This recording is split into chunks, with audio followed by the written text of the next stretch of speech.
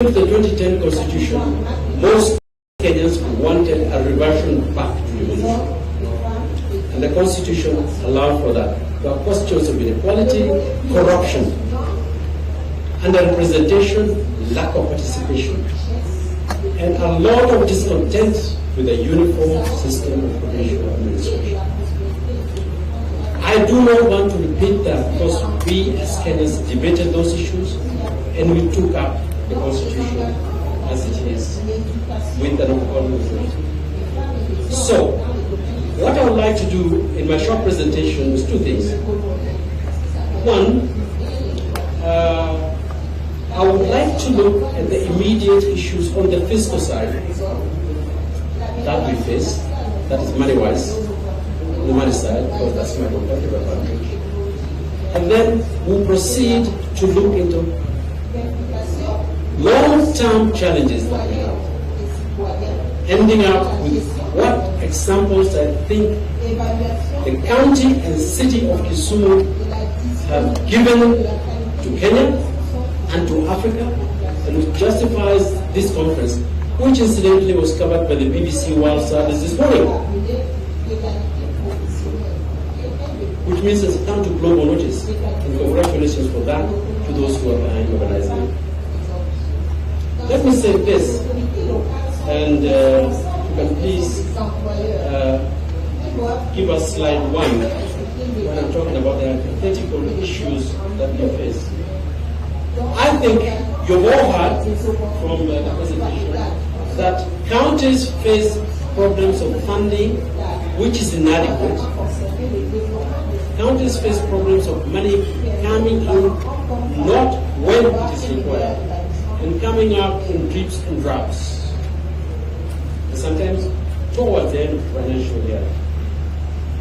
They also face problems of generating of revenue.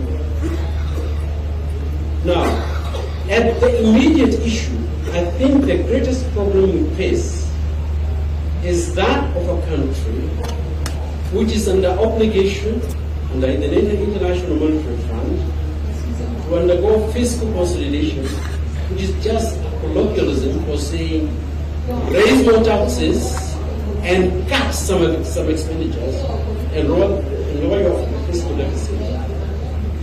At a time when the BBI, which is popular support by the way, commits their government, their national government, to a 35% minimum allocation of revenue share to the devolved units. That is a challenge this coming year and next, and we need to discuss it. In the table, which is before you, but which I can't see from here, I present a hypothetical case in which this coming year, asking what would happen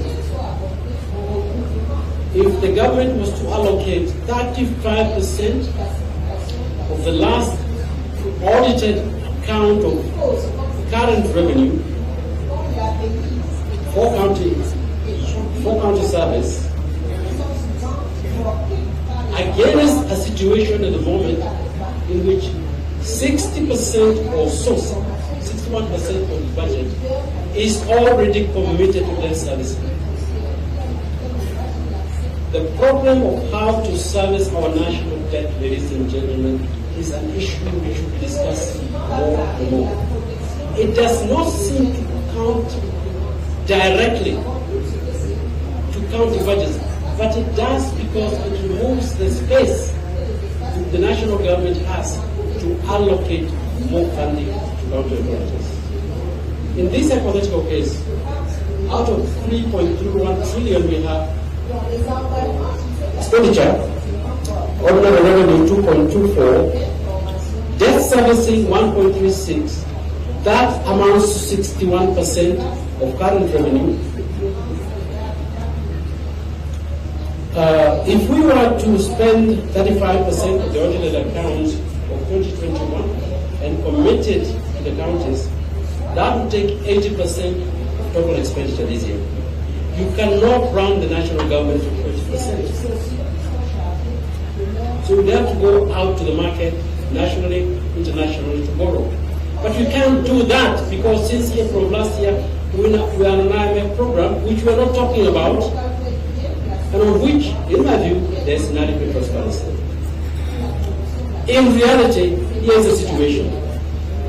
We have a budget for this coming fiscal year of 3.1 trillion, 3.31 trillion. We are committed to mobilizing revenue, 2.4 trillion, and a deficit of 862 billion. 280 will be sourced from outside, mostly Eurobonds, 581 domestically. Here is the problem. I have not seen in this country for a long time government stock, long-term or short-term, failing to be fully subscribed in the Nairobi money market. This happened 4 weeks ago. Banks, retirement, pension funds, individuals, big money holders who want to commit to bonds were asking for higher interest rates, just walking away. We never had that. Well, we could go back and get the central bank to commit to higher interest rates.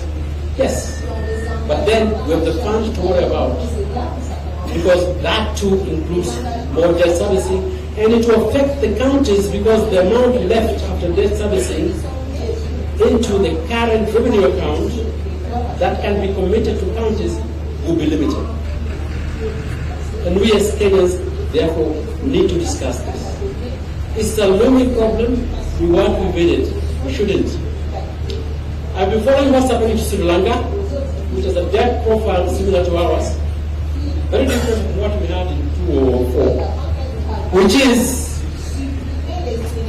Western governments, mostly OECD plus Japan, maybe about 20-30% now. World Bank, European Development Fund, ADB, an equal amount. Most of what we owe today is to the People's Republic of China and to commercial bondholders in the West. We have never had a situation like this, and nobody that I know has really worked out how you work a debt restructuring exercise when you have a debt of this nature. China is not part of the OECD. It is not part of the Paris Club. It does not believe that it gives aid in the way the West does it. And I do not know what Western commercial bondholders who are not working with the federal government or of the United States or of the governments in the West or whoever will respond to our request. We are at a point where we must renegotiate the debt, because if we don't, we are not going to be able to offer more funding to the counties. But more than that, there are questions of inflation that you alluded to. If prices go higher, the governors will find they can buy less with the same amount. And this is already happening. And I must say, so do honorary Kenyans. The next slide. I want to say something else in addition to the fiscal side, the debt, and macroeconomic framework, which we must attend to, and which I would like to see the counties, the Council of Governors, more intimately involved in discussions. Revenues follow functions. Define the functions.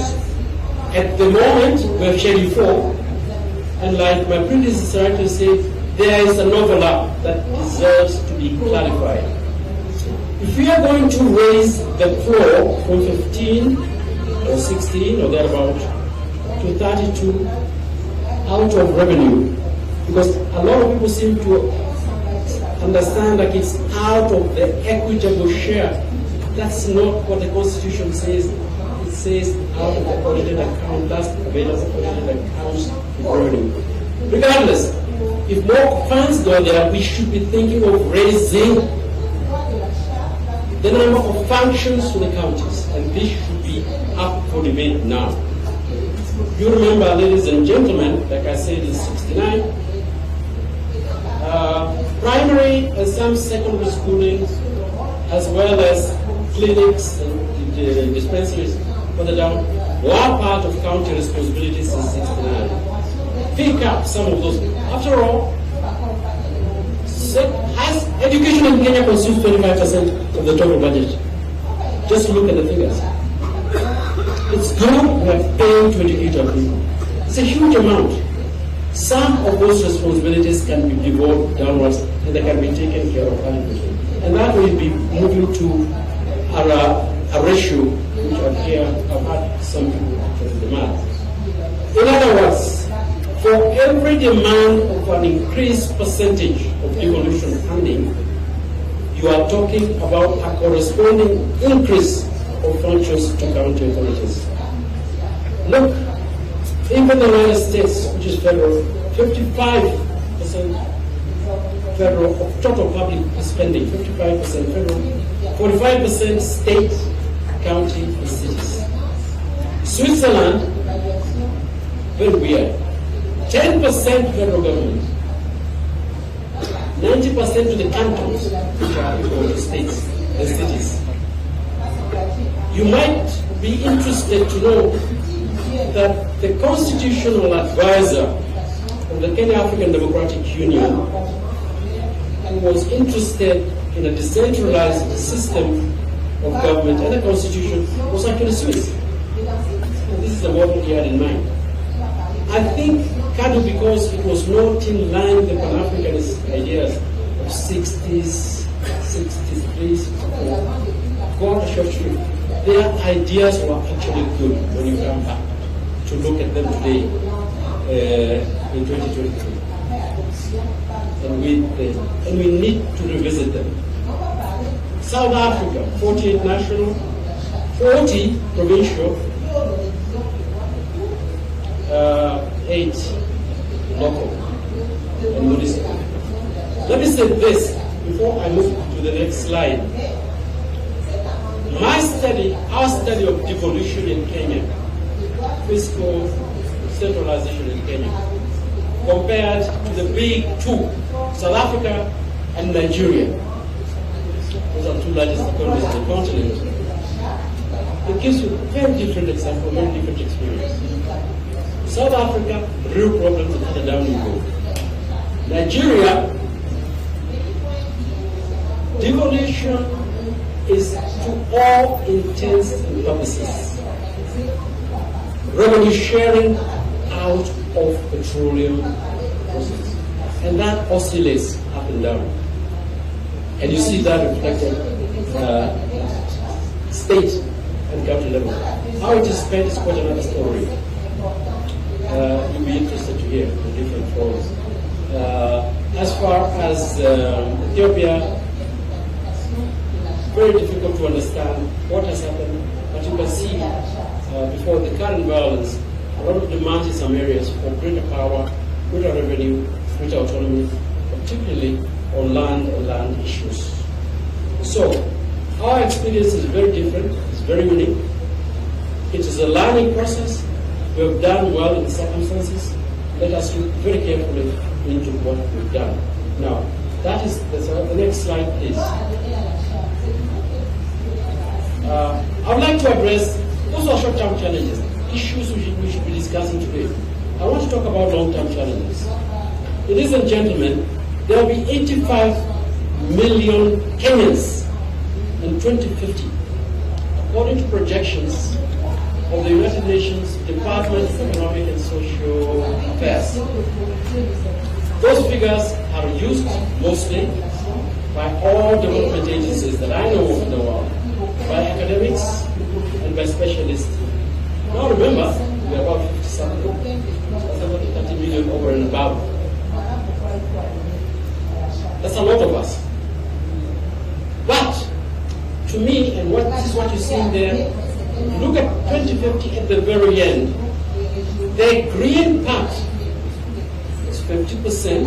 That is Kenyans living in rural areas. The red part is Kenyans living in urban areas. We will be 50-50. At the moment, we are sort of like 75 rural, 25% In comparison with countries at our level of GDP and education and so on, we are actually under-urbanized. Kenyans are running to urban areas at twice the rate at which our population is growing in the countryside. And we have to plan for this.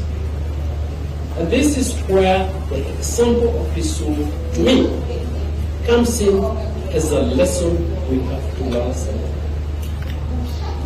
You will not be able to accommodate 45 million people in our urban areas if you don't plan them properly, provide them with infrastructure, with housing, and above all, with decent livelihoods for Kenyans. It's not just housing, it's quality jobs. The example of Southeast Asia, China especially, in how they've handled that transition over the last 30 years, is one that I'm sure inspires the governor of this county in what he has done for this city. Urbanization has to be taken seriously. It does not mean that you ignore rural development and agriculture. Both go together. As agriculture increases in productivity, it requires less labor because you get more produce for fewer hours on land. So people, particularly young educated people, back in the cities, and you need in the meantime to prepare livelihoods for them. How to do with this?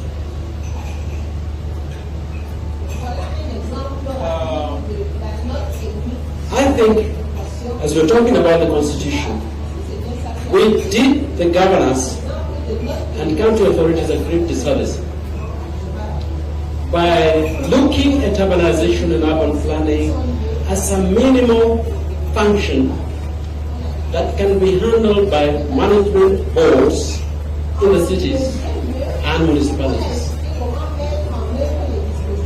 50% of the responsibility of running and transformation of the societies of our counties should not be handled that way.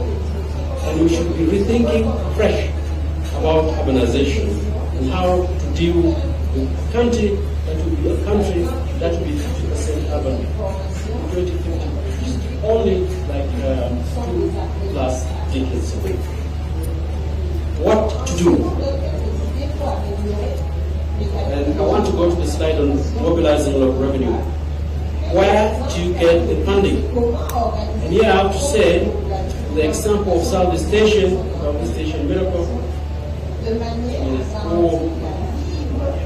you must mobilize local revenue. ECA 2016 told us that African countries with less corruption, improved administration, and more efficient taxation would mobilize $72 billion a year. The tragedy in our country is this, that we do not have proper rates, registers, or even proper records of properties. Kisumu actually has tried more than any other county, more than any other city. Professor Nyoro, who just walked out, I should be here to hear this, tried with the UN Habitat to put together a full rating of the properties here and therefore mobilize revenue that way. The document is available from the county, secondly available online if you want to, and is thorough in the manner in which it details how they should go about yes.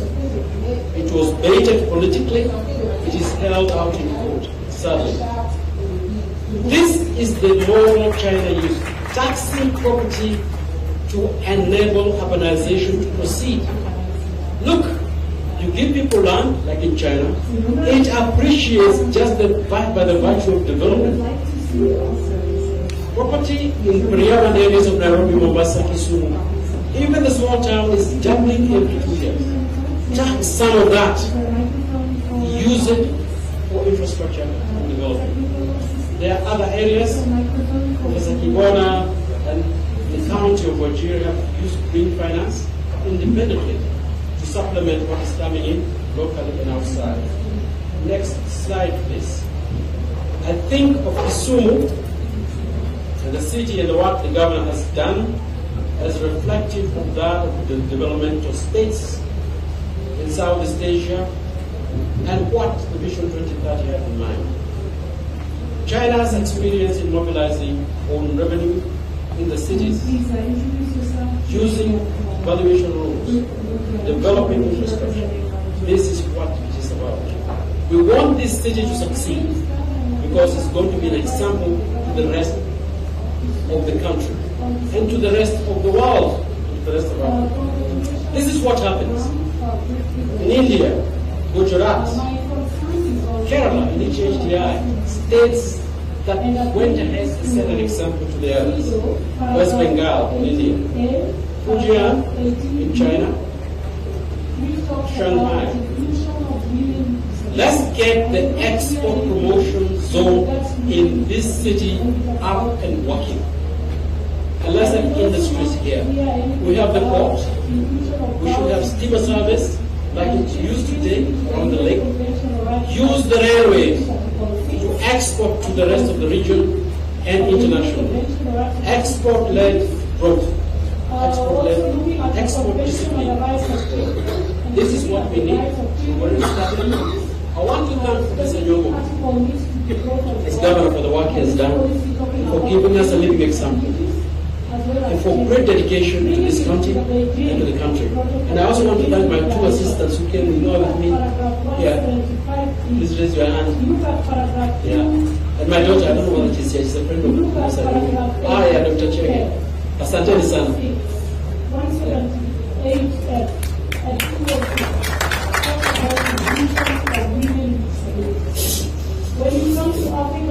Thank you very much. Can we please clap for the great professor? You can now see why I was working with the other great professor that we have here in Kisumu and all those developments. Check the issues you raised. I think they have noted them on the physical side. I think these were fairly serious issues. Whether you are talking about funding, whether you are talking about local problems of generating local revenue, whether you are talking about the allocation of government moving into 35%, and you've given good examples running all the way from US with 45% to the subnational governments, others like Switzerland where you're talking about 90% to subnational governments, and all those examples, nice examples you've given us. You didn't tell us about India though. And the other institutional issues that you raised are also extremely important issues of governance and so on.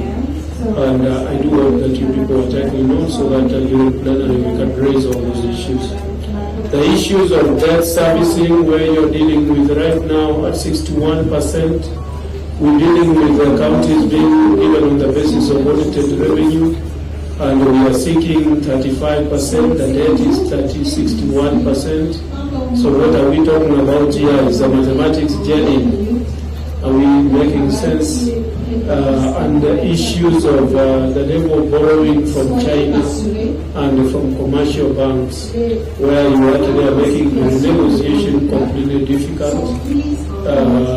Those are substantive issues, especially that would affect the current governors, especially those who are coming in the next government, and would also seriously affect the next government as it takes over. Those are serious issues, and I do hope that you have all taken notes. It's now my pleasure to invite my brother and colleague, Stephen Sam, the governor of Nandi, to come here. If you can sit on the other side, Governor. And yeah, please, you are now, these two, yeah, you can sit here, you can sit on the other side. These two are speaking from outside. You are speaking right from inside, and you've had a good career during the period that you've been there. So please welcome and talk to us. Governor used to be a senator, and when he was a senator, we used to go there as governors, and he would make a lot of noise how we are not working, how we don't know what we are doing. So when I saw him coming in as a governor, I was extremely excited. And then he went to the Senate. They told him how he doesn't know what he's doing. Please sanitize this. The same Senate he used to be in.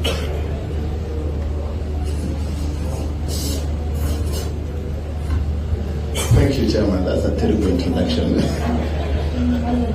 Thank you so much. I think we should have given a lot more time to Professor Jenge over the same issues. I think quite some bit of information there.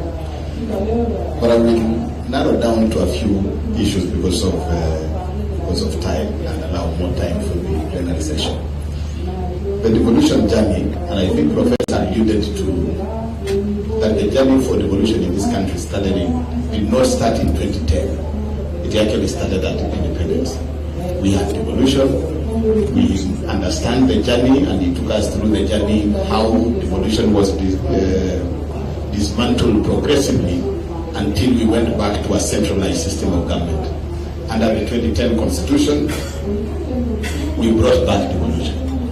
We must be careful as a people to understand and look at the progress we are making under the current second phase of devolution as opposed to what was happening at independence. And I think, speaking from within, I have that experience within the Senate, and now as governor, I will handle two issues.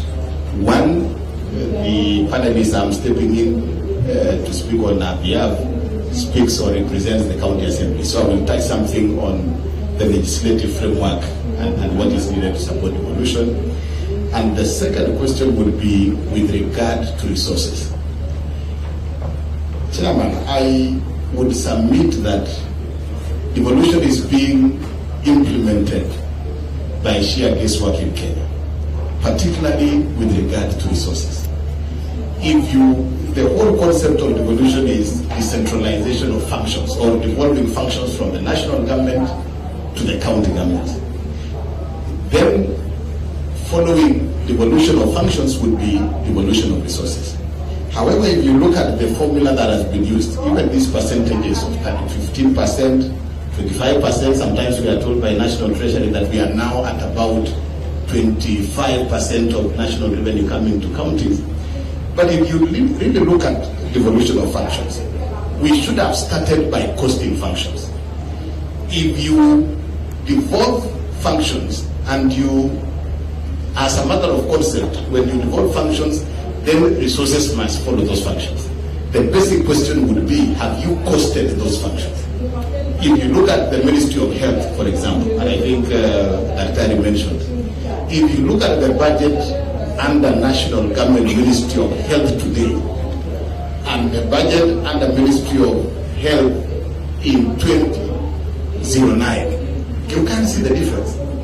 Yet we are being told that, health has been devolved.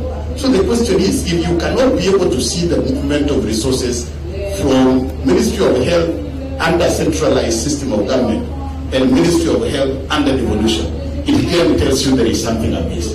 And the question is, we were not able to cost functions, and therefore when you devolve functions to counties, you are doing it on the basis of sheer guesswork. So I think we must be able to go back to, we must get this devolution right by going back to, costing of functions. So that when you tell county governments, agriculture is devolved, what is remaining at national government is policy framework. Is that reflected in terms of resources? We in the county governments are struggling with the little resources available to us to plan and budget for agriculture. Yet you have a Ministry of Agriculture in Nairobi with billions of resources, yet their work is basically, policy. So it tells you there is over funding of the policy work at the national government Ministry of Agriculture, yet there is underfunding of the actual agriculture function at the county level. So I think that is also one of the areas that we really need to look at. And it goes right deep into health. It will tell you, most of these counties, about 40% of our budget in counties goes to health. I will give you a very good example. When I came in as governor for Nandi, I had 53 clinical officers across my county. 53 clinical officers. Now, 3 years down the line, I have 230 clinical officers. That is an increase of about 100 and something over a period of only 3 years.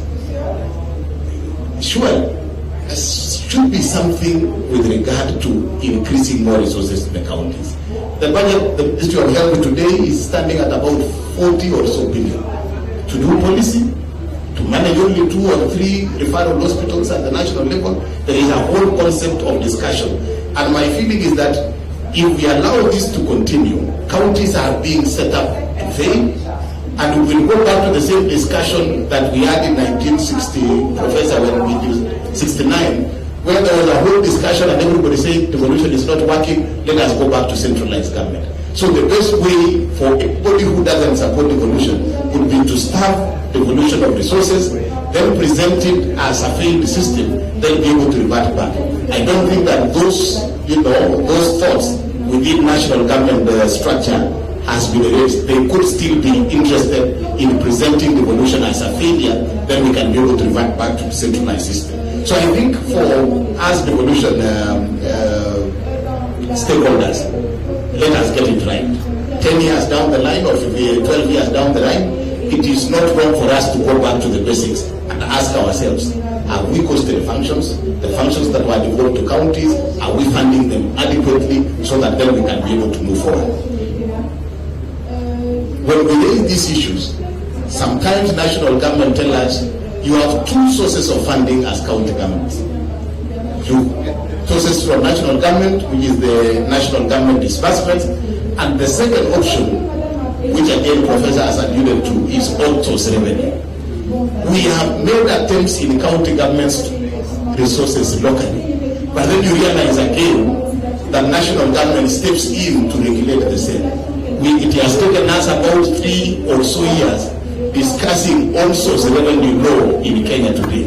And if you look at even the version that is now before Parliament, the same legislation on how county government should be able to raise revenue is largely modeled, in terms of operationalization by national government still.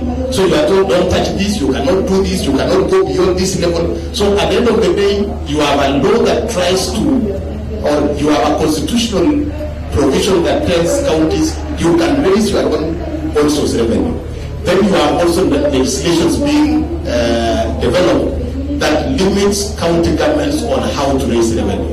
So if you are giving us little resources from national government disbursement, then you limit our purpose to raise on-source revenue.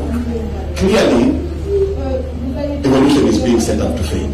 So I think there is something that needs to be done. Have a national discussion and agree whether national government has accepted that devolution is here to stay.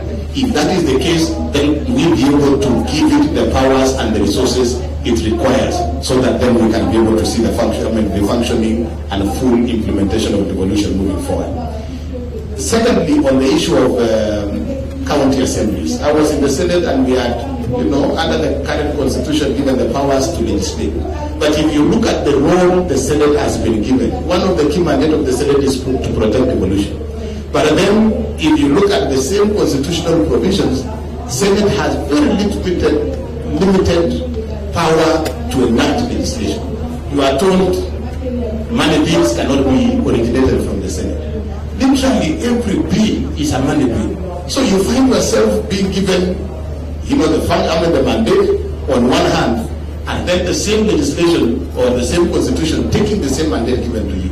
We must be able to allow institutions like the Senate be given full responsibility to carry out, whether it is legislation and whether it is the power to protect county governments, that must be done. When you come to the county assemblies, the viability of our 47 counties has been put to question with regard to the legislative agenda or legislative framework of county assemblies. Today is very difficult, and I'm sure Ongwai will be able to confirm this. Very difficult for county assemblies to create a law that doesn't end up conflicting with the neighboring counties. When my county assembly sat down to try and make a law, establish a law on veterinary and vaccination around, animals, you realize that you can't be able to do that for Nandi alone if the same legislation is not being was an issue in Kisumu, in Kericho, and the neighboring. If you are talking about celiacs, if you are talking about disease control, you can't be able to do it as a county government alone. It basically means it runs over to the other counties.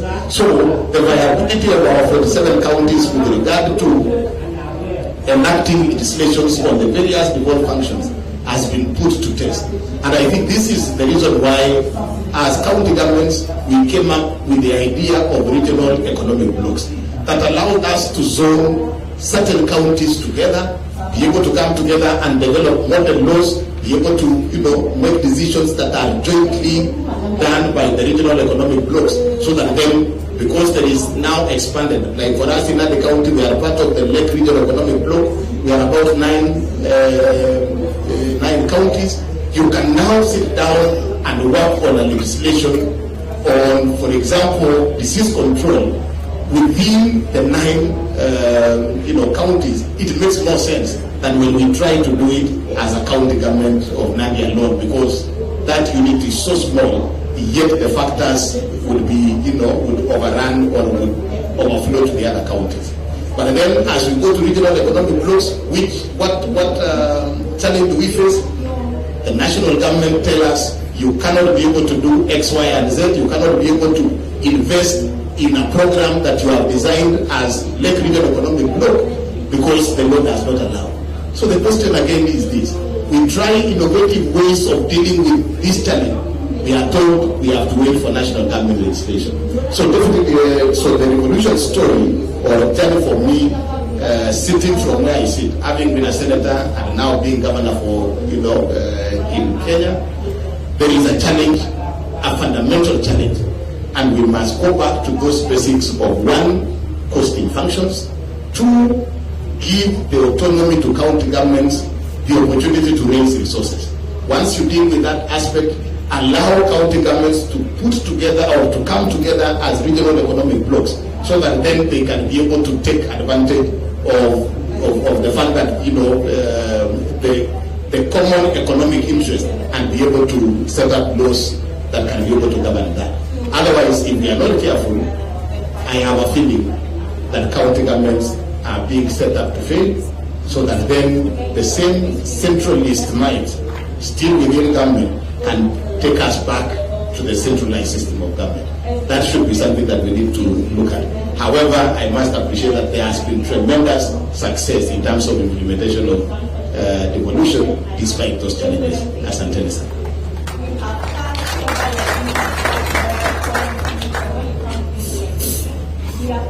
Thank you very much, Governor. Governor has raised very fundamental issues, whether it is in relation to posting of government functions, of the functions that are actually devolved, or whether it is the whole issue of funding, all those issues, whether it is where you are finding national government ministries like Ministry of Health sitting on more resources for policy than the resources that are given to the 47 county governments on health. So these are fundamental issues that he has raised, and we thank you for that. Can you please give him the Kenyan clap? Thank you very much. I wanted to open this session now because time is running out. But before I do that, I want to take this opportunity to ask the governors present to say a word. I think especially for our visitors who are here, so that your own experiences and you can talk from where you are. I will start with the chair emeritus of the Council of Governors, the Governor for Kakamega, who is also the chair for the Lake Region Economic Bloc, who is also a doctor of philosophy, Dr. Wycliffe Ambesa Oparanya.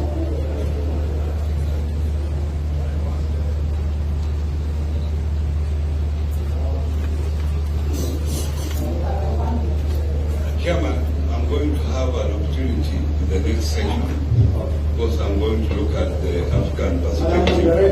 So I don't want to repeat myself. Issues that I will have raised now, I will raise it when I come back to it. So I can give it to my friend here, Rasanga. Yeah. Good afternoon.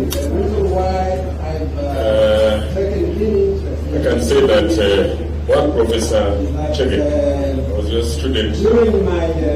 I think I was not very good, so you cannot remember me. But evolution in Kenya came at a very good time. Because observations that have been made by some are very succinct, and it will only take maybe the 5th president of the Republic of Kenya to put things right. None other than Raila Odinga to be able to do it. I'm saying that because we are saying Raila is the father of the nation. Secondly,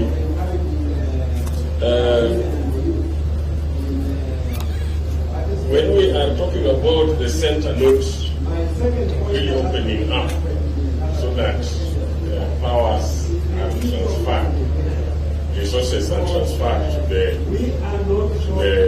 developed units, it is about power. And so, I think the Constitution needs to define that properly, what power is, and how that power should be developed. Because, for example, one big challenge is that, as a government, somebody commits crime within your unit. He's a finance officer, a person, and the person that they look at is the government. Yeah, but whoever committed the crime is there, isn't it? So the Constitution seriously needed to define the roles the governor will be playing and the roles these officers will play. Otherwise, I think another challenge is, of course, on the part of those people who we are using to help us in managing devolution. The human resource, right? Human resource, we have a problem. We have a problem because today it is very difficult to send somebody who is working within your unit so that he brings you back the result as you wanted. So that is a very big challenge.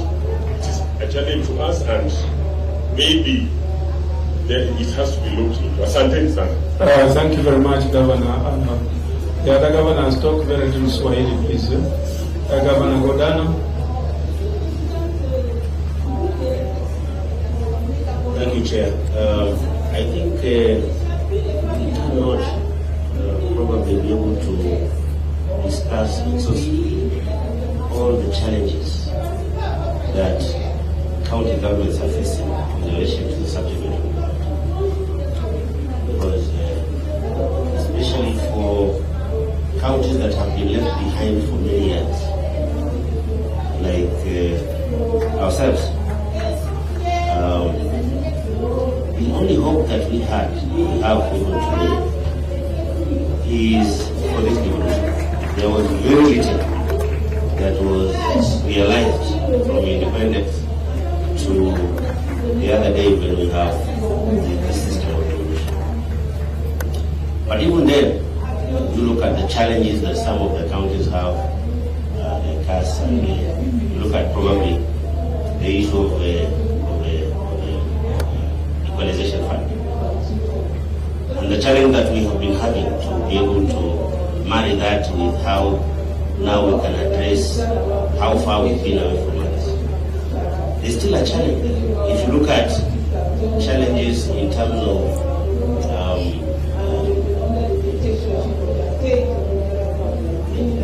the challenges which probably affect counties in different ways, including disasters like, again, counties like us. discuss. I think in the way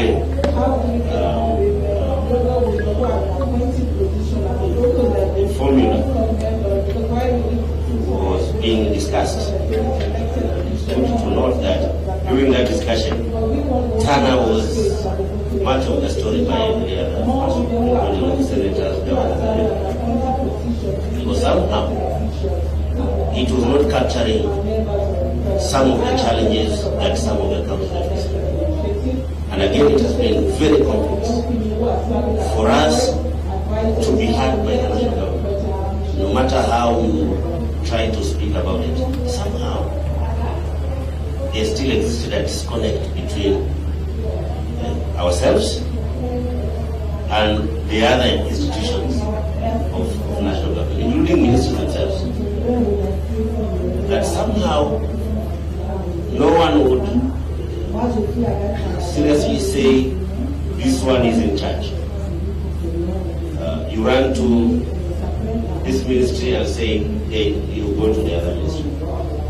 Probably we are not at the center of it. Then you are referred to probably another authority. And you go in circles time and again. I think we had discussed this in our side event yesterday. So there are many of these challenges that need to be discussed and be fixed if counties are to really survive. But we're not just talking about the threat to counties, actually the threat to devolution in totality. And so there's more that we have to discuss and solve. Thank you very much. Thank you very much, Governor. Let's give him a clap.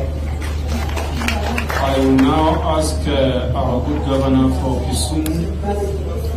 He is part of that. So let me ask Honorable Dinga Kanya, the Minister of State for Urban Development for the Republic of Uganda. He is in the other panel. Let me now open the discussions to plenary. Anybody who wants to ask anything or to say anything, please do so. And refer to the panelists that you all generalize. Yes, please. Can you put up your hands? The first one is you. The second one is you. The third one is you. Is there anybody else?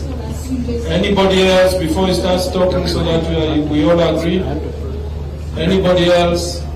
Thank you very much. Yes, sir. Can you start? Thank you, Your Excellency. My name is Tim Colby. I'm with UNDP. We work with a lot of counties and, of course, Council of Governors, CRA, and many others. First, let me say I've had the good fortune of being in Kenya for over 20 years now. It's a new Kenya through devolution. It really is. I won't steal COG's CEO's line about devolution is working, but it is. At UNDP, not a month goes by where I don't get a request from another country or an academic, a master's or doctoral student for information about devolution in Kenya. And I give them the information, and they come back and they say, no, not this much change this fast and this successful. Really. I've worked in this area for 28 years or so, and no country's ever accomplished anything like this. And a lot of it due to the governors in this room, of course. I don't see a threat to devolution, but I come from a developed country, Canada, and we're always tweaking things, especially the revenue sharing formula, particularly around health. That's just an ongoing debate, always. But could we also not consider some incentives for counties? All right? If a county gets an unqualified audit, more reward. Qualified, less. Disclaimer of none. Right? Prof talked about the cadastre. Like, how come a county, after this many years, doesn't have a proper tax roll? I've worked on tax rolls in other countries. It doesn't mean you have to strangle the citizen with taxes. But in the county I'm in, I pay my taxes, and all my friends laugh at me. They say, why? County can't find you. But I pay them.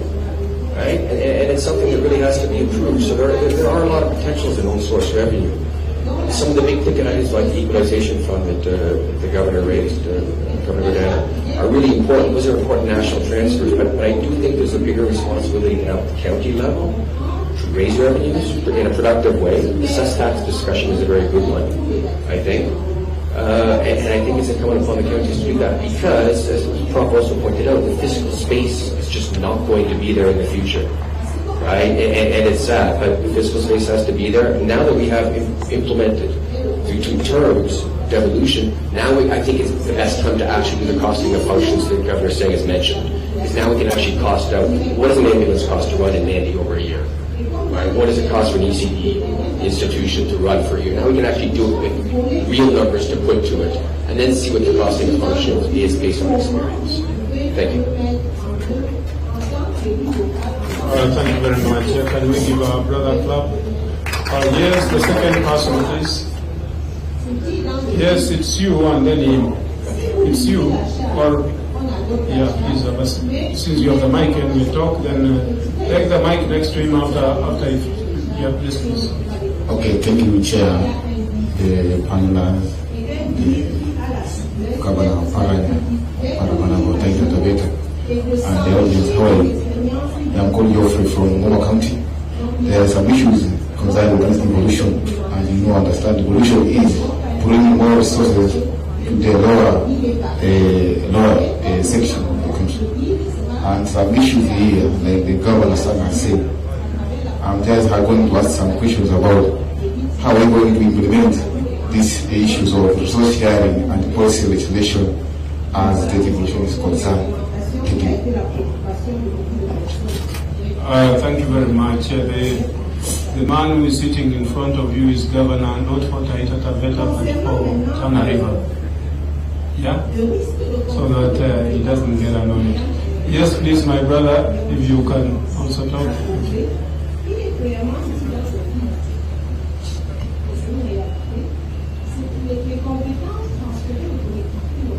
Yeah, thank you, Chair. My name is Taraya Olekoles, former Chairman, County Council of Alkejuoro, and former President of the UCSGA. I have a few comments in regard to issues you just discussed.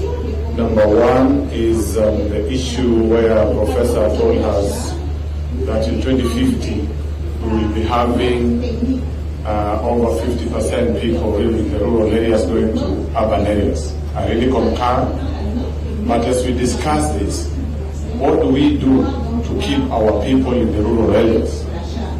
Number one, the mitigating factors that keep people, to avoid the rural-urban sprawl, number one is local economic development. We have to do local economic development in our rural areas. For a case like maybe where I come from, we are pastoralists, and we don't do farming completely. We need to introduce things that will keep people in our rural areas. We need also to have electricity, health centers, schools, good roads, so that we keep people at our villages. I can give you a good example, Chair. We got our electricity in 2013. We used to go to Kajiado town, which is I think 30 kilometers away, to go and do windows, to take our young girls to the salon just for a blow dry. You spend a whole day to go buy a newspaper or bread. But from that time, when we got, from 2013 when we got better roads and electricity, we do most of our things at the rural end. So the money we were spending at the time is consumed locally. Another issue which we really need to think deeply, both at county and national government, is the land use plan. When I was a councillor, a chairman of the county council of Alkejuoro, we clashed with the national government when we were trying to fix some land use plan. And I really was helped by Honorable James Orengo, who was a minister for lands. Change of user, what does it mean? Land use plan.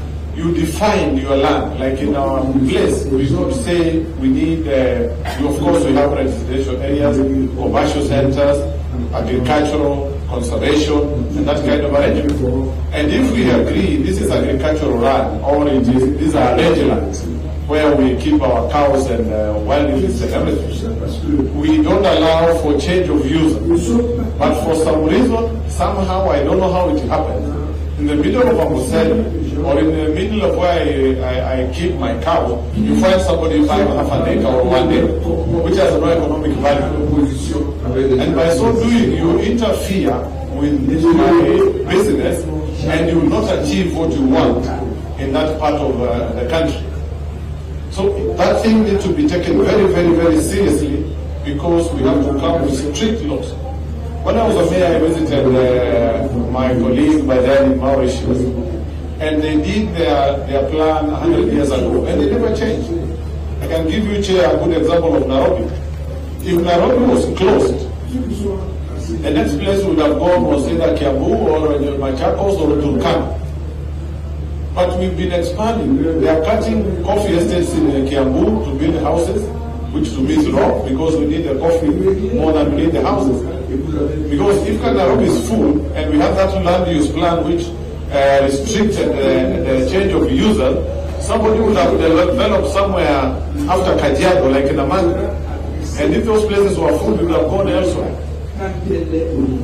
When it comes to the issue of local revenues, Mr. Chair, when I left County Council of Olkejon, we used to collect 700 million. To date, you are still staggering there. There are issues. And the best way to do these things is automation. With the current technology, surely, you still find the boys with the yellow jackets. What I found when I was born, they are still there. Even today, they are still there, surely. With the kind of technology we have, we don't need to see those boys with those jackets out there. We need to automate everything fully, which will help us in curbing corruption, because there will be no human interaction, and reducing the workforce we have. We can use that money to do something better. And of course, the last but not least, I concur with my good friend, the Governor for Nandi, that devolution, you devolve a function, you devolve the funds. I believe, Chair, you remember when I came to Mombasa, we gave a position paper before as an ALGA. Those are ALGA was the Association of Local Government Authorities of Kenya.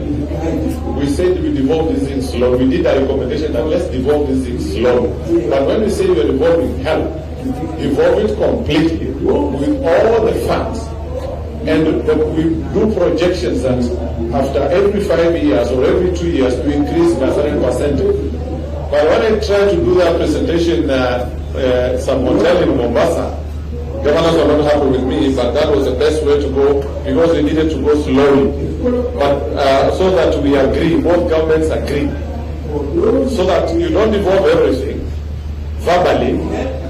Then a scenario comes where we have foot and mouth coming from Tanzania. Governor Kajiado says it's not him, it's not his responsibility.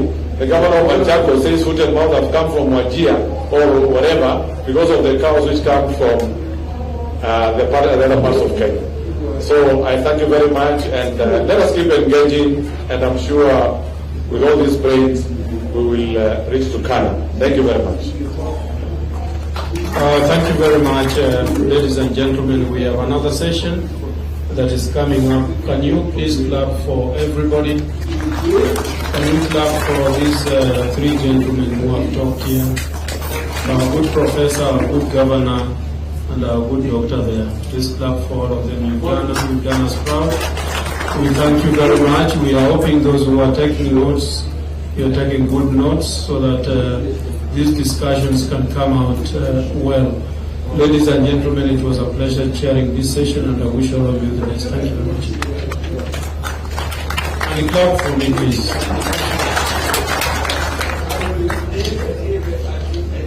And incidentally, we have in this room a first lady. You are going to know her shortly. Thank you very much.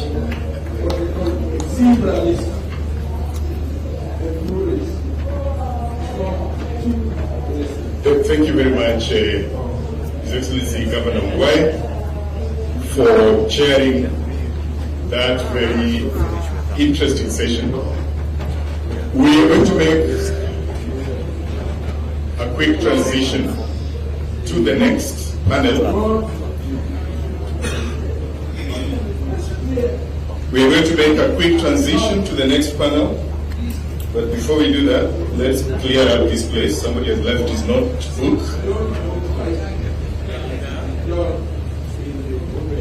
Somebody has left his notebook. So as we said at the beginning, ladies and gentlemen, this session has two components. We have dealt with the Kenyan experience with some very good insights, and that should be enough preparation for us to move on to the next segment, which is the comparative experiences across the African continent. And to do that, we are also going to have a panel that is going to be chaired by His Excellency Dr. Wycliffe Oparanya, the Governor of Kakamega County. And that panel is going to comprise the following speakers or panelists. His Excellency, the Governor of Kisumu County, Professor Peter Nyangemo, will be on that panel. We are going to have the Honorable Obiga Kania, who is the Minister of State for Lands, Housing and Urban Development in the Republic of Uganda. We are also going to have on the panel Mr. Fidel Yabe. Alois, I hope all the panelists are here, especially the ones I don't know. Mr. Yabe is Director General of the Development of Local Government in the Republic of Cote d'Ivoire. And then we'll have on that panel Mr. Ladislas Gendahimana, the Secretary General of the Rwanda Association of Local Governments. Last but not least, we have on that panel Mr. George Sosile, the Executive Director of the South African Governments Association. We should have on this podium 6 chairs, do we? Yes, we do.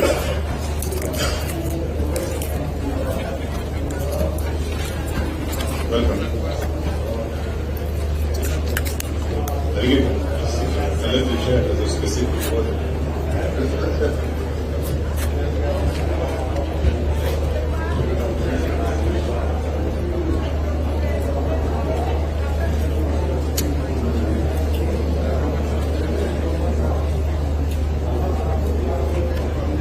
Two more members of the panel, please come up.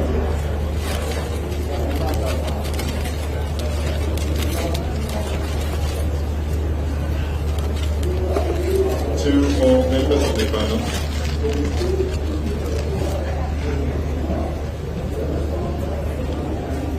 We are missing one member, Francois. One member of the panel is not here yet. He's coming, so we could as well begin now. So I'm going to hand it over to the moderator and chair, Dr. Oparanya. Thank you very much, ladies and gentlemen, and welcome to this session. All of you who have attended the previous session, I think you have all the insights of the revolution in Kenya, and now we are going to look at revolution in the African perspective. But before I give a chance to my colleagues who are here, I want them to come out clear as they contribute. Are we talking of devolution or decentralization? So the two mean the same thing. In Kenya here, we talk about devolution. In other countries, they talk about decentralization. But why has there been a clamor for devolution or decentralization in Africa? You remember very well, African countries were colonized, and most of them fought for independence. In Kenya here, we were colonized by the British, and we fought for independence, and we got independence in 1963. And we fought for this independence because we wanted our people liberalized, liberated, so that they could rule themselves. We felt that there was too much poverty of our people. We felt that there were inequalities. The riches of Africa were being taken out there to build their colonial masters' countries. So, when we got independence, then there was a lot of corruption of those who became our presidents then. There was a lot of corruption in Africa, and even tribalism setting in most of the countries. And that brought a lot of coups. In the 60s, 70s, 80s, there were a lot of coups in Africa. And the excuse of the coups was that there is corruption of this government. And even if when the military took over, the story was the same. So, the experts who have written several books have said the best route for Africans is devolution or decentralization. Maybe from my experience and from what my colleagues have spoken here, which is a successful devolution or decentralization. A successful devolution or decentralization is where funds flow from the center or from the national government to the county governments or to the local governments. Or where we have 3-tier like South Africa, it flows to the provinces, then it flows to municipalities. And this has to be timely. You heard one of my friends who were there, what they were saying, that in Kenya here we have that problem. For devolution or decentralization to be successful, those units set up must have capacity in terms of human resource to make sure that they are able to deal with those challenges that created devolution. If there are no capacity, then there will be no service delivery to the people. So governance structures, proper governance structures are very critical. Most of the devolution, and you remember in Kenya here, when there were local authorities, they collapsed because of poor structures that existed then. We must have competent human resource which will be trained now and then to face those challenges of devolution. We have had that as a challenge in this particular country. And you must have political goodwill. There must be support, express support from national government to the local units. So political goodwill is very, very critical. And I remember my colleague from Kajiado talking about technology. These devolved units must be able to embrace technology if they are to be successful, and also have good policies. You remember my friend Sang saying that sometimes it's a problem having good policies, good legislation, because of other counties which are neighboring are not able to have the same policy that you have. And there must be rule of law that is very, very critical. And for any successful devolution centralized unit to survive, there must be public participation in whatever you do at that local level. Involve the people. Decentralization, evolution must be about the people. And it must have inbuilt checks and balances. Wananchi or the people should be able to audit you and come out strongly. You create those avenues where the local people are able to engage you as a local government.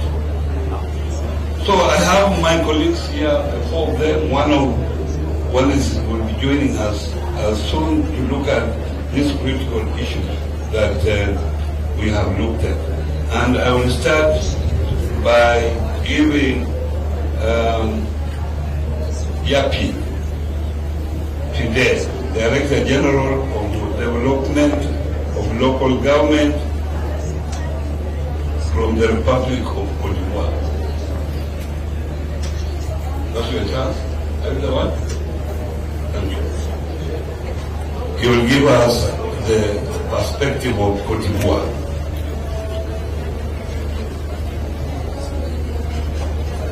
Bien, merci. Je voudrais saluer humblement toute la population et féliciter les organisateurs de cette session. Nous sommes ici pour des échanges d'expériences et on m'a demandé de vous présenter l'expérience de la Côte d'Ivoire. La Côte d'Ivoire est un pays francophone qui a été colonisé par les Français, qui est en Afrique du Sud, qui est situé en Afrique de l'Ouest, qui a une superficie de 322 000 km², je crois qu'un peu plus grand que le Kenya, avec une population autour de 26 millions selon le recensement général de la population de 2021. C'est la locomotive de l'Afrique de l'Ouest en matière de développement économique. La Côte d'Ivoire a un régime présidentiel, donc un État unitaire, mais dans son fonctionnement, elle s'appuie sur effectivement la décentralisation et la déconcentration. La déconcentration, c'est le choix des autorités par l'exécutif. Et la décentralisation, c'est la gestion locale des affaires locales par les populations. Donc, ici, il s'agira d'expliquer un peu l'expérience de la Côte d'Ivoire en matière de décentralisation. Il faut savoir que chez nous, on le considère comme un processus, donc il est toujours inachevé. Ça a commencé avant la colonisation avec 4 communes et au fur et à mesure, nous expérimentons les difficultés, nous les levons et nous poursuivons. Donc, à partir de 1960, date de l'indépendance de la Côte d'Ivoire, jusqu'en 1979, nous avons eu 6 communes. C'est-à-dire que le territoire n'était pas entièrement communalisé, donc il y avait que 26 communes qui géraient les affaires au niveau local. À partir de 80 jusqu'en 99, nous avons eu un autre processus qui nous a amené à avoir 197 communes. Mais c'est ça, 97 communes ne couvraient pas non plus l'ensemble du territoire, puisqu'on procédait par l'expérimentation et on amplifiait le processus. Et de 2000 à 2011, nous sommes passés à 2 niveaux. So these are the district level, which is at the base, at the ground level, and then we added another level, which we can call 87. And then these are 2 levels. allowed us to cover the entire country. We giving what we call territorial collectivities, enabling the communities to manage their affairs and to be close to administration. There has been a lot of achievement because we did an evaluation of devolution, and we have we identified the challenges from the failures, and we have in the period put in place new test assessments. In Cote d'Ivoire, you have the issue of legislatif qui transverse. It is a law en matière de planification, en matière d'éducation, en matière de santé, en matière de développement économique. Economic development, etc., are transferred to the local authorities, and we had a registration that was adopted to do this, and these 16 areas are treated at every level. So we have the village, as we can call it. We use this principle of subsidiarity, and that is for the issues of health, etc. And in these terms of the responsibilities, and we established the activities to carry out at each level. And from 2011, there was we had also another revision of the process because at the intermediary level of what we call district, we created regions, because the objective that we are looking for was to promote the economic development, and also to do it in a way that the 31 provinces or regions in Cote d'Ivoire can be a point of economic development. So for the 56 districts, we removed the 56 districts to have that one provinces. And then for the villages or municipalities, we have 201 municipalities. So that is the landscape, administrative landscape in Cote d'Ivoire. We are continuing with our reflections on this because our vision is to do it in a way that all the citizens of Cote d'Ivoire can benefit from infrastructure, the basic infrastructure at the level of municipalities. So for each municipality, each village, it must be integrated into a municipal area so that the development at this level is done in a harmonious manner, and it enables the region to carry out economic development in a structured way. So that is what, for the structural level, that is how devolution functions. But other than that, we also have observed that at the level of finance, there are many things to be done. I've heard that here the resources are not sufficient.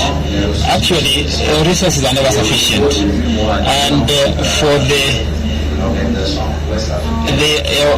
West African organization, it was agreed that countries should have a ceiling, a minimum ceiling that they must reach so that they can promote devolution, and that's 20%. Up to today, I think it is only Senegal, it's Mali actually, which has that 26%. The Cote d'Ivoire, we are at 2.5%. But these are terms for which you must take into consideration on the basis of the capacities that we have. We are coming out of a political crisis, a serious crisis from 2011, and it was urgent for us to develop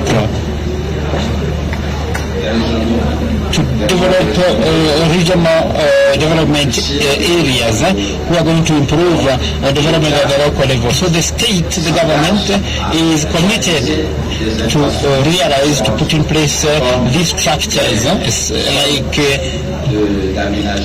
the different development areas or for the different economic sectors which will enable development. But other than that, the state, the government must also distribute grants to the municipalities. The average is about 200 billion, which are distributed to the municipalities, which themselves they receive their own revenue. We have discussions that are ongoing to improve the improvement on the taxes that the government collects on behalf of the municipalities, but also do it in a way that these municipalities who have financial autonomy and which have the legal status can also take charge of their own affairs. That means to tax at their own level. So we have developed tools which enable these municipalities to promote the collection of taxes. If you go to visit our stand for Côte d'Ivoire, you will see the tools that we have put in place for the municipalities to promote or to improve their own income and revenue. It means that the government has the responsibility of giving them revenue, but they are also requested, they are also required to also generate their own resources for their own development. Contrary to what we have in Kenya, we do not have a territorial public functions. We are not in charge of anything that is public affairs. It is the state that has the business to pay, to put in place for the municipalities, the staff, all the public servants to carry out the work that is supposed to be done for devolution.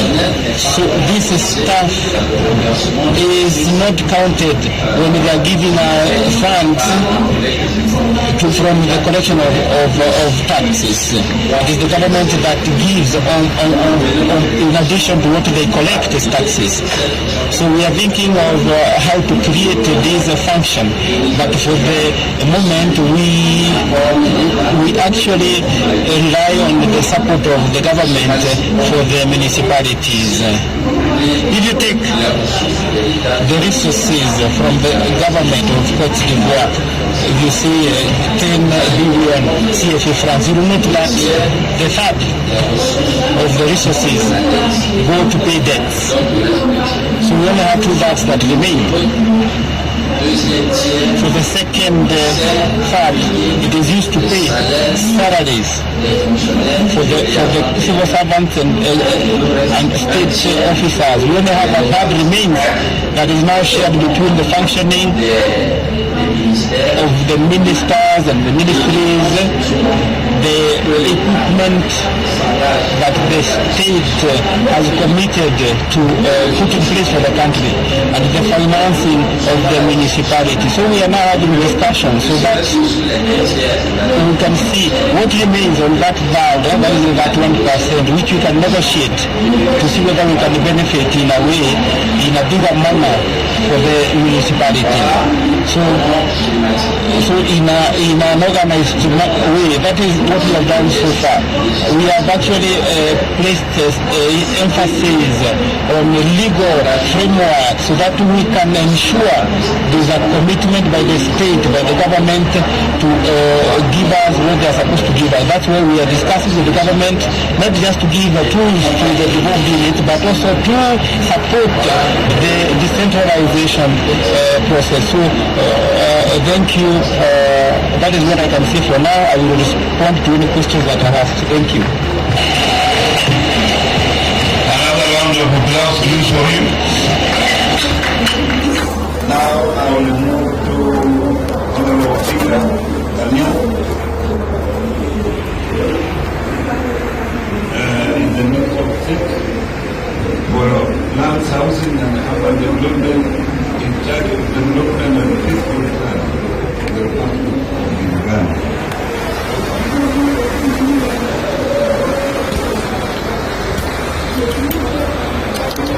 Deputy Chair,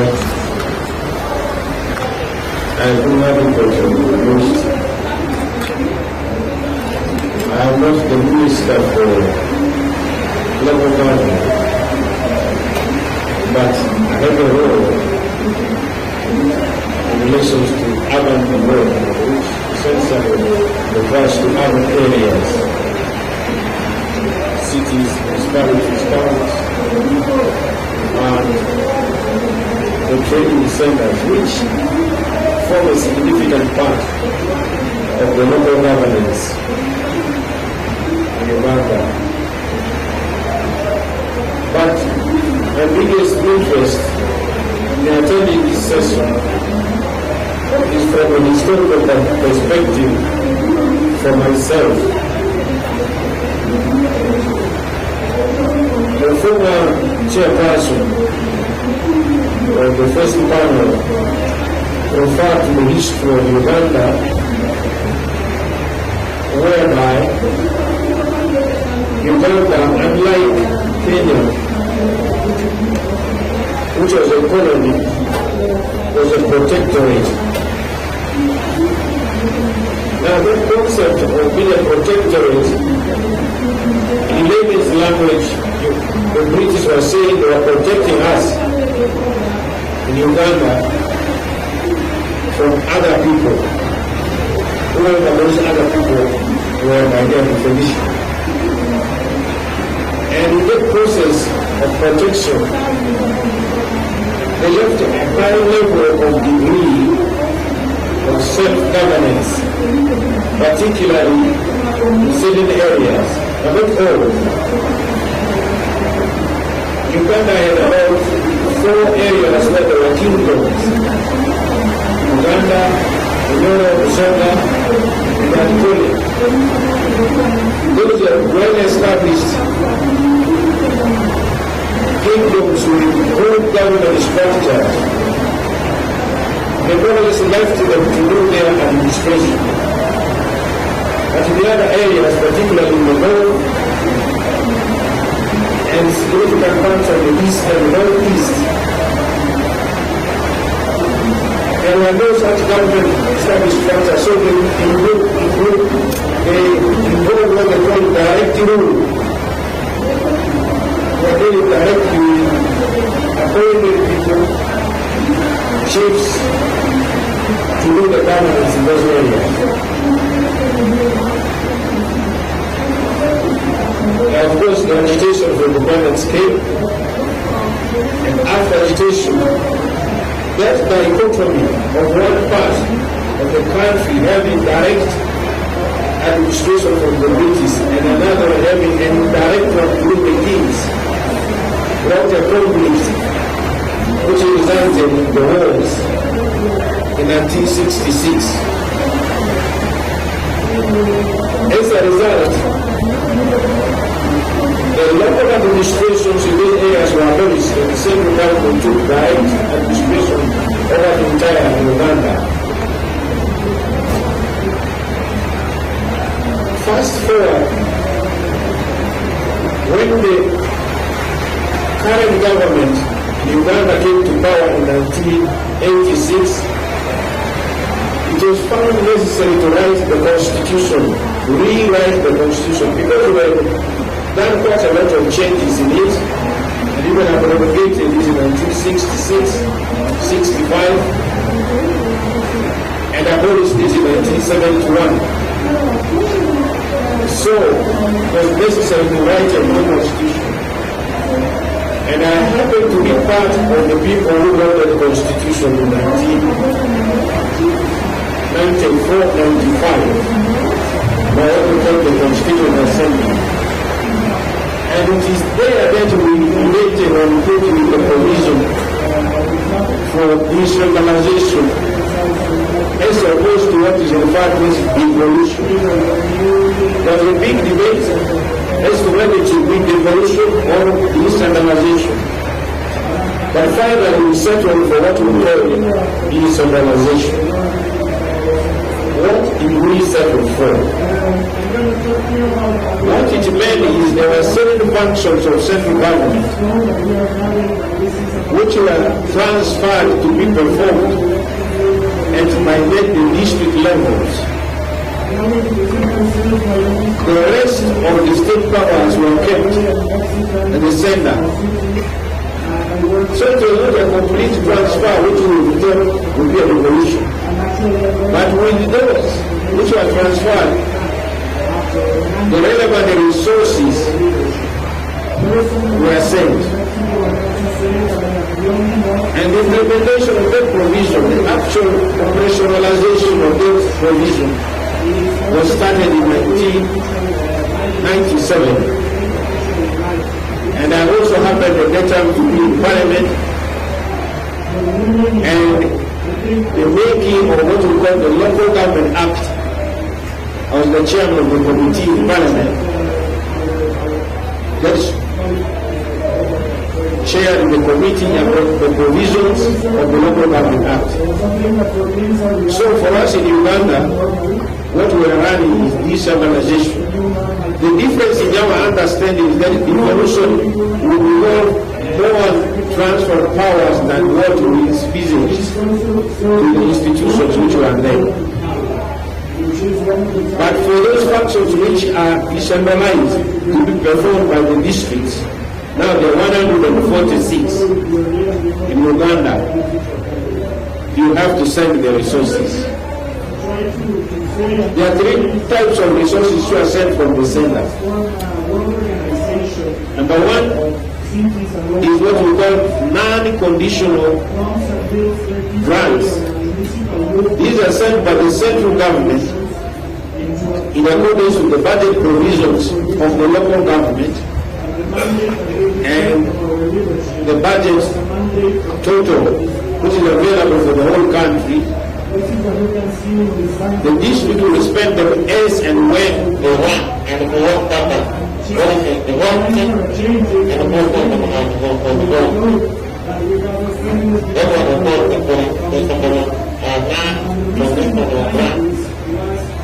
the conditional grant.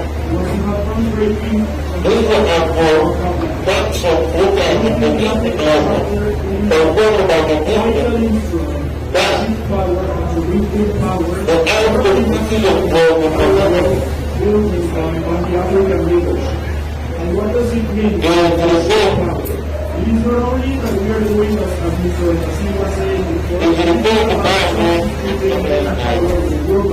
but it is bringing the entire human perspective to the entire idea of government.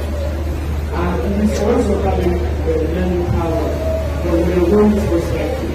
And this is what the Charter can bring to our society. It is this shift of power that it also brings not only women leadership, but the bottom-up approach to every single day of the people. And this can be reflected in the guidelines that were presented to implement the Charter. We need to words around the world. We may use feminism or we may use equality. We see a equality-driven movement.